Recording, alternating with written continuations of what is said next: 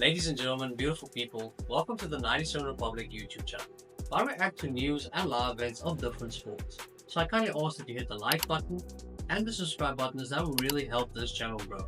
And to ensure you don't skip a beat, click the notification bell as well. That way you can guarantee that you don't miss any of the action. Alright, so let's go.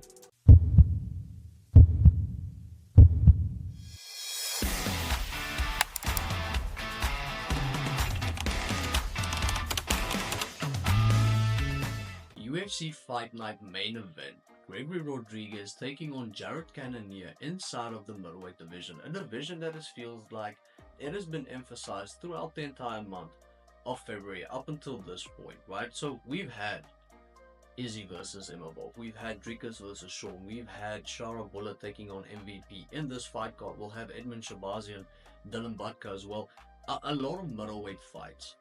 And with regards to the middleweight division, it feels like none of them has really disappointed, and it doesn't seem like this will be the case either. Now, usually when looking at the main event and looking at both fighters, I look at the entirety of their UFC career, go back all the way from when it started up until where we are right now. However, just because, now I'm not saying either guys are bums or they suck.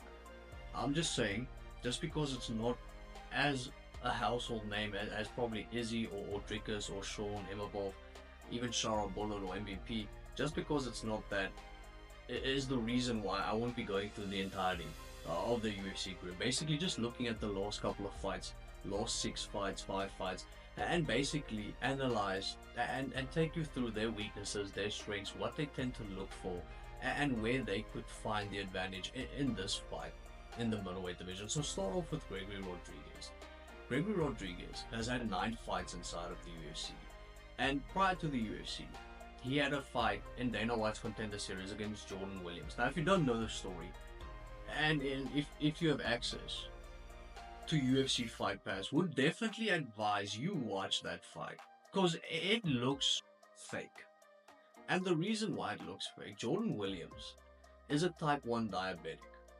Right, so he doesn't do a lot of weight cuts due to the fact of his immune disease, right? So he weighs 181 pounds, which in and itself it is extremely odd. You'd probably never see that in your life, where a guy competes at 185 and he weighs 181 pounds. Usually they come and fight on the limit of 185 or even a pound over, which is also, you know, acceptable and within the parameters of what is allowed. They come in at 186, 185, but never lower than that. But due to the fact that he obviously has the disease, he doesn't move up in weight, doesn't drop weight, doesn't cut, doesn't fight at welterweight, but he looks like a welterweight. And when you see that fight, it looks like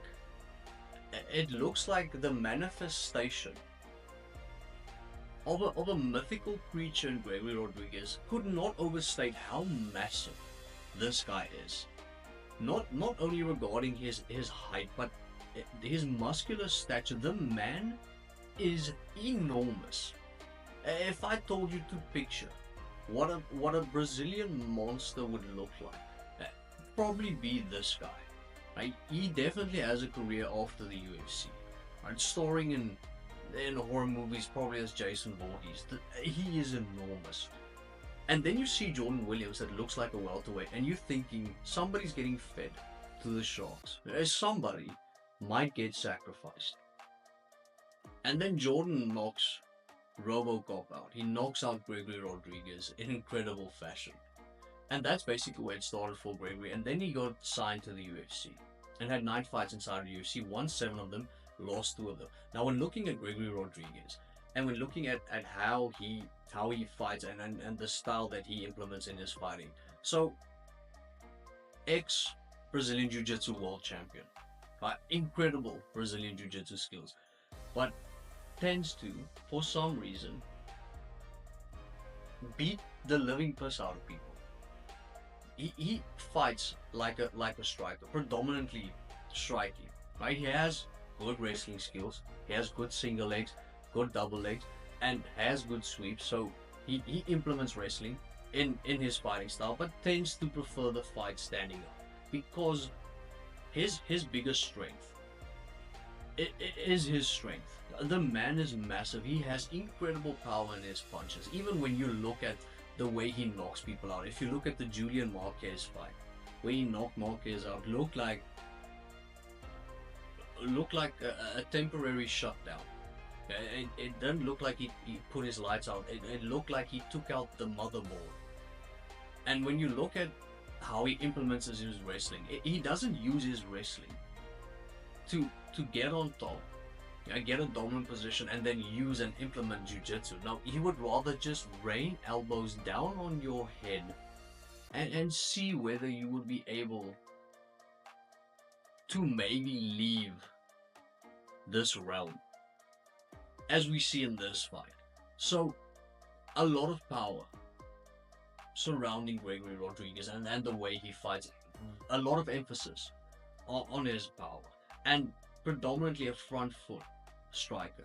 Not defensively, not that good. You'll see in his fights, his head doesn't move off the center line. So he doesn't move his head a lot. Basically stands on the center line, has a high guard, has a good guard. But due to the fact that there's not a lot of head movement, very easy to be able to hit Gregory Rodrigues. And we've seen this in his fights. Even when he fought Julian Marquez, we saw him eat a few punches, and we've seen him get knocked out due to the fact that his head is constantly on the center line. And same thing happened with Jordan Williams, as I previously mentioned, and also the same thing happened where he fought a guy making his debut. And when he fought Bruno Ferreira, the exact same thing happened. He got knocked out, basically due to, didn't even seem like it came from odd angles to basically just a straight punch, knock Gregory out.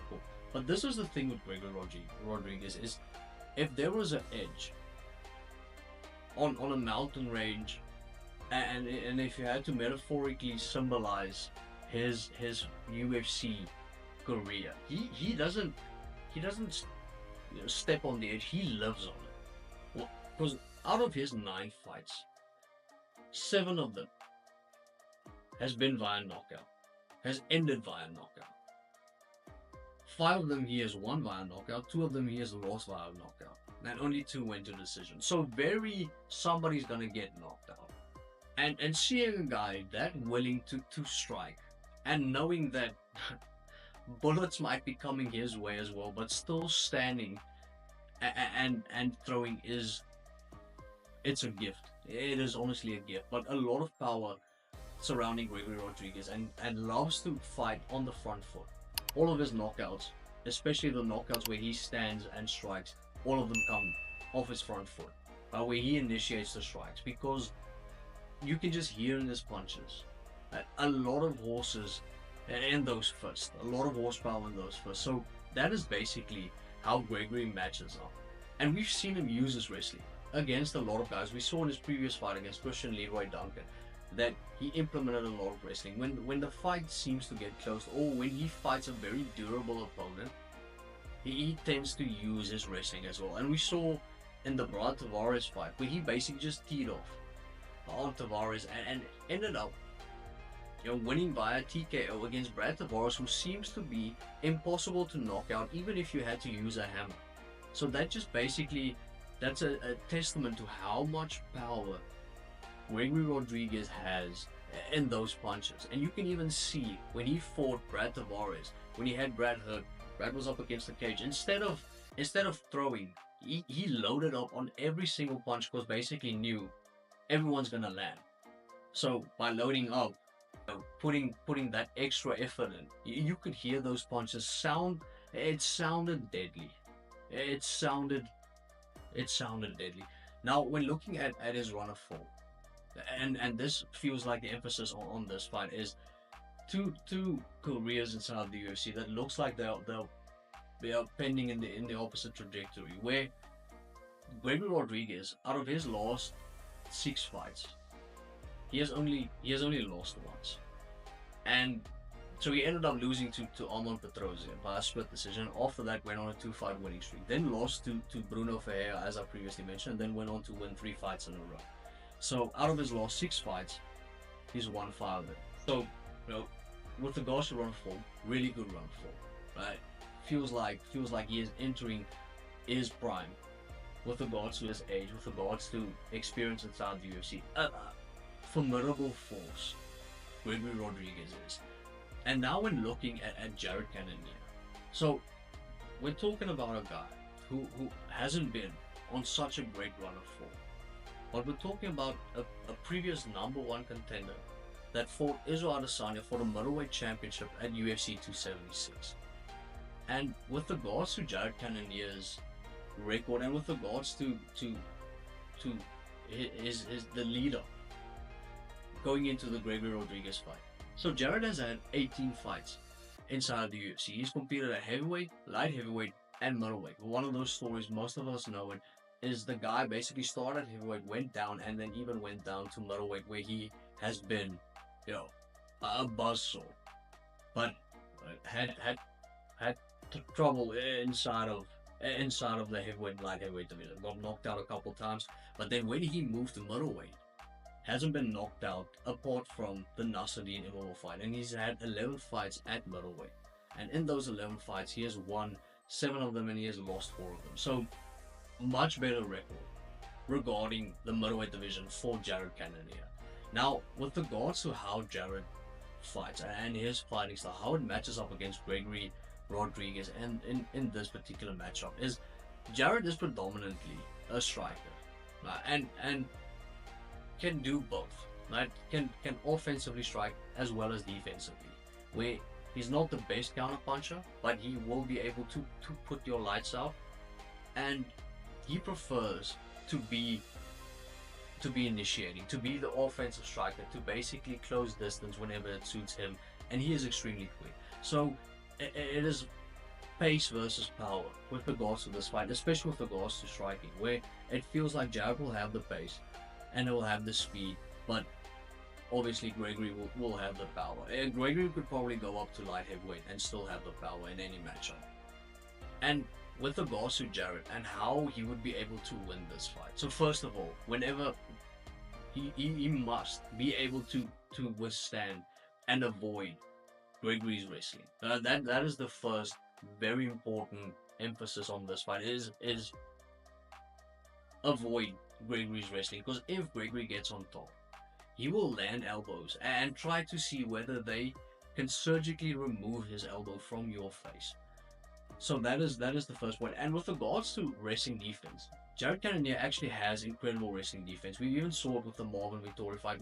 We've seen that it is very, very difficult to take Jared Cannonier down. We saw it in the Derek Brunson fight, and it tends to be a problem for the opponent if they're unable to take Jared down, because most of the time, right, taking Izzy out of the equation and taking Nasruddin Imavov out of the equation, we can even add Imavov to the occasion, is Jared usually tends to outstrike his opponents because he is extremely quick with regards to his striking.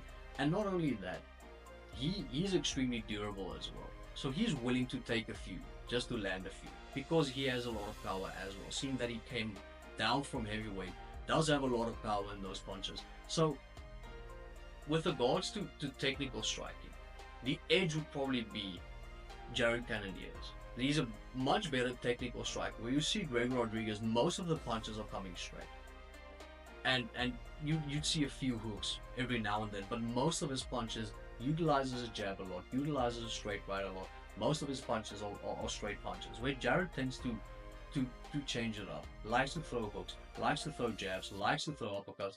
Jared is much more polished striker than Gregory is. So with regard to striking, if Jared is able to avoid the takedowns of Gregory Rodrigues, how he would end up winning this fight is he has to fight on the front foot. He cannot allow Gregory Rodrigues to fight on the front foot and to initiate striking exchanges. Jared basically has to do that, because we've seen Gregory on his back foot. It is not the same guy. It is not even close to being the same guy. Where it feels like Alex Pereira. Now, I'm not saying Gregory is as good, but feels exactly like Alex Pereira. If you have Alex on the back foot, it's a whole different story. We even saw it in the round 3 fight, where if Alex is on the front foot, he's sending you to bed, and he's sending you early. He's singing you a lullaby.